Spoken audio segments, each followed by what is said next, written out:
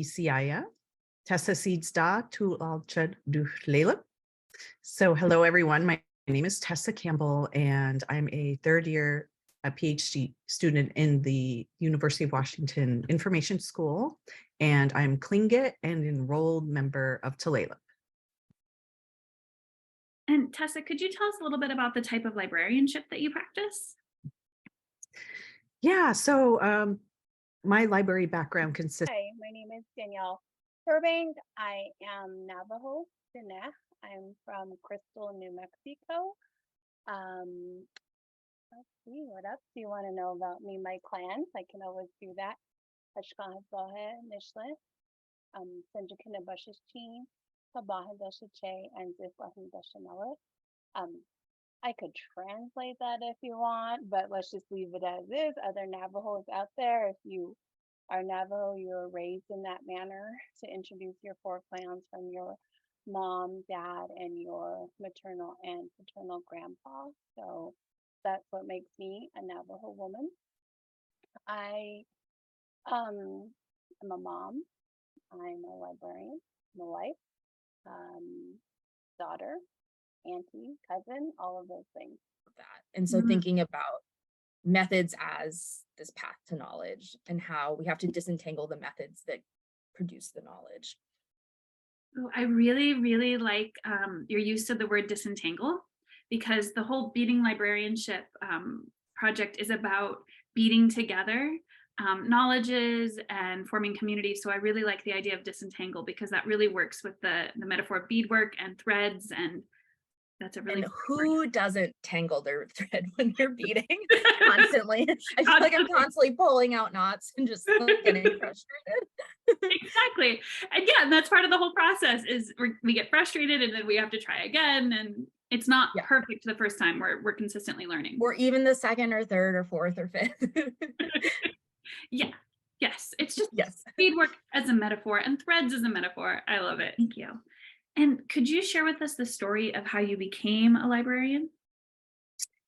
Yeah, I think it was definitely in my blood to become a librarian, because as I was telling you earlier, my dad gave me all my school like paperwork from elementary school, and I was going through it, and I always would write, when they asked the question, what do you want to become when you grow up? I always wrote librarian as my answer. And I also would create like finding aids and index all my sticker collections.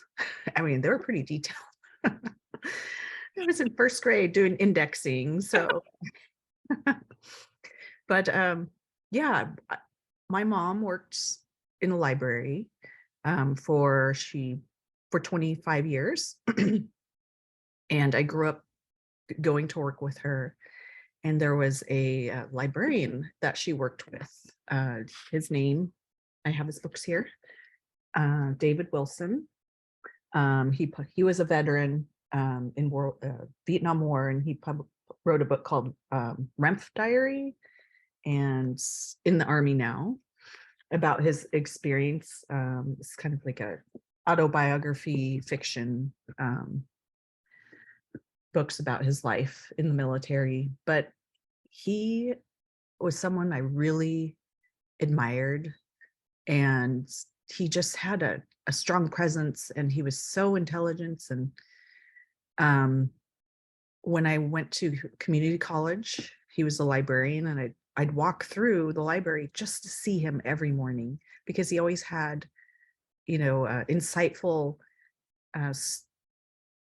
just advice to give me. And I remember when I was about 19, he said to me, he asked me, do you believe everything you read?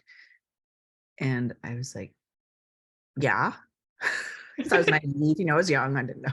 He's like, always remember, everything that is published isn't always true. This is so important. And that was just like mind-blowing, to hear that and learn that. And so we know that not all traditional knowledge is meant to be shared outside of our communities. Keeping that in mind, what traditional values do you see in your own practice of librarianship that you feel comfortable sharing with this audience? Um, so since I do remote work right now, I feel that one of the things that I still take with me is just using the whole sense of like the four directions, and our four directions all have teachings. So like for my weekly check-in with my supervisor, I use that. I've broken up like our meeting on our agenda like that, because you begin with like planning and questions and living, and it just goes on to like ending with reflection. So knowing that, my own um, ancestors or my family had that built in already as like a train of thought is like always so cool to me, that we have these teachings that help guide us and help us throughout our lives, and they're all just like interconnected. So I try to use that. I try to, I think,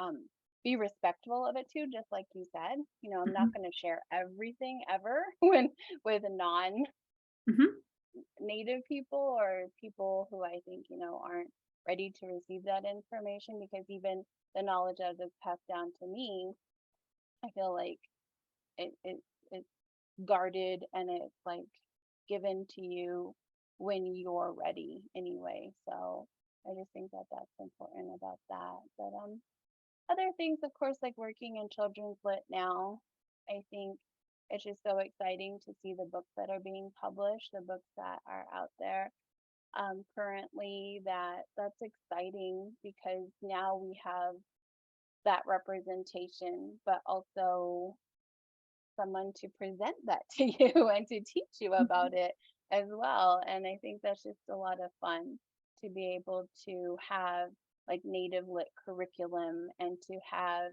those resources like lesson plans ready to go for teachers and librarians and the students. I just think that's so exciting, and that's so beneficial for everyone, not just the kiddos.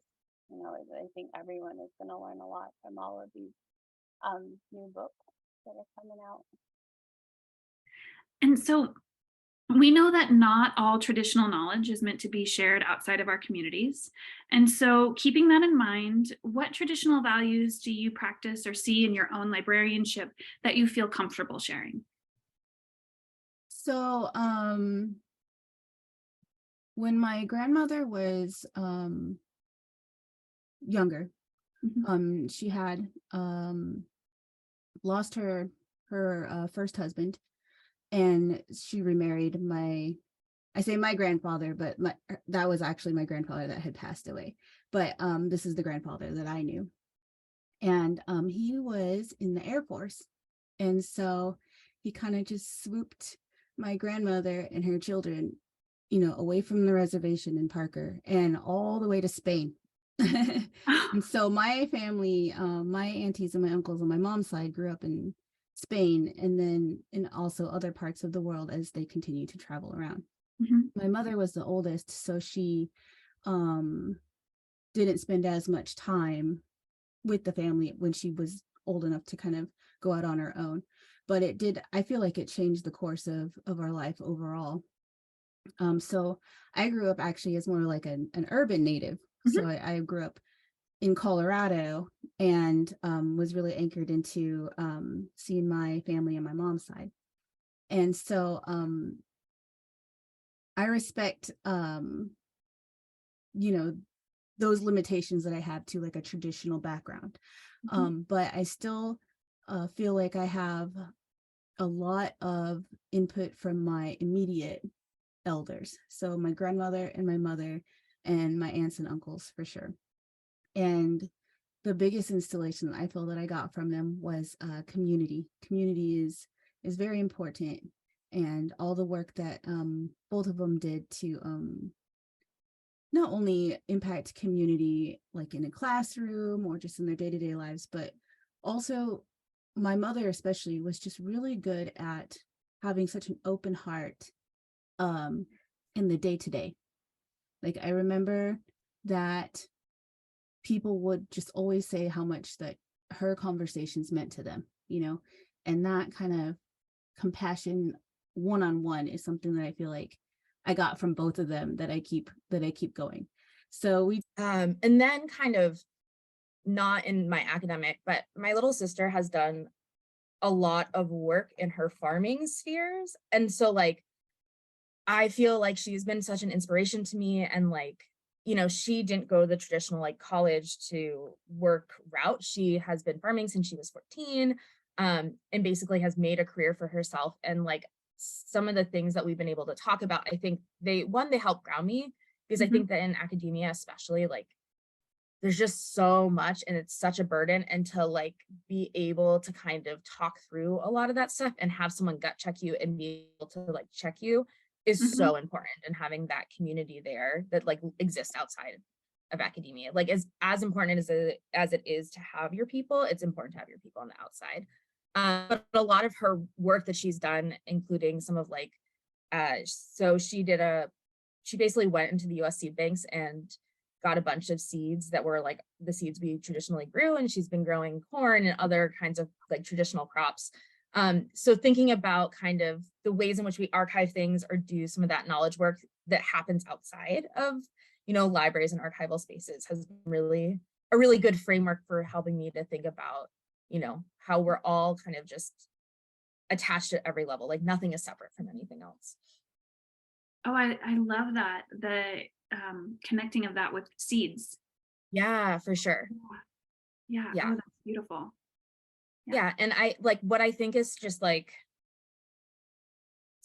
so she had a kiddo, and like that kid is basically like a corn kid now. But like to just like know that like that is like a part of their story, and like it will be for future generations, and that like this work is ongoing, I think is so important. And like, you know, the land as archive, I think is a really interesting kind of concept to think about. And like, you know, the land knows and the land remembers. So like kind of thinking about how those things kind of tie into physical spaces, I think is also like a really interesting thing to kind of think about, because I don't think that anything is really separate. And when people try to separate things, I just get mad.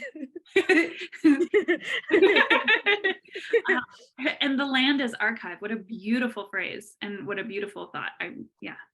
Yeah. You know, being counseled to move at the speed of trust, or trustworthiness. I don't know that, I think there's a difference between, I've heard, this is not my own word, I heard this at a conference or a gathering a couple weeks ago, but there's a difference between trust and trustworthiness. And maybe sometimes at institutions like Brown or others that I've worked at, the trustworthiness is what we're seeking, because it may never be in a place where the collection is built on extracted knowledge that there's actual like trust relationship. But we can work to be worthy of trust, and that often means slowing down and working at a pace that feels like it's grounded in reciprocity and accountability. Oh, that's absolutely stunning. Moving at the speed of trustworthiness. I had to take a moment. And I'm going to reflect on how I can embody that. Me too. I mean, it's a lot. It's a call to action, and a call to community, and a call to accountability.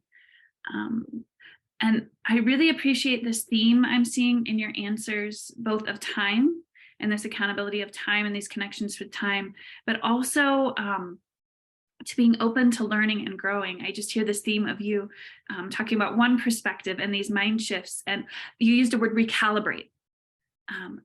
And it's okay to recalibrate and to make adjustments in our thinking as we learn more and grow more. So I really appreciate this iterative process you're describing between your worldview or mind frame in the past versus now.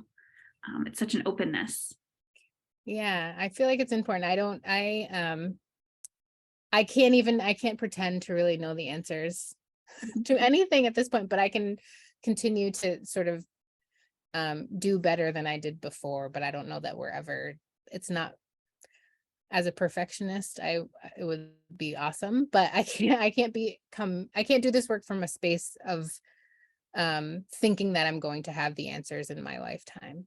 So it's, so many years of fixing that we have to do. So And we're part of that continuity. Yeah. Yeah.